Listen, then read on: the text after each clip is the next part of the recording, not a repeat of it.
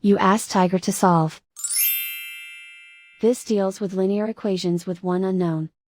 The final result is x equals -5/3. Let's solve it step by step. Simplify the expression. Group like terms.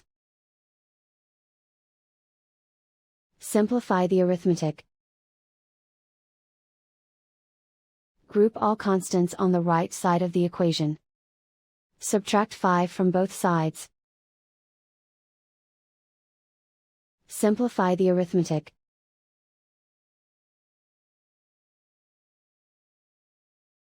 Isolate the x. Divide both sides by 3.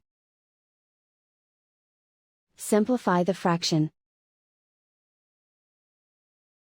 And so the final result is x equals -5/3.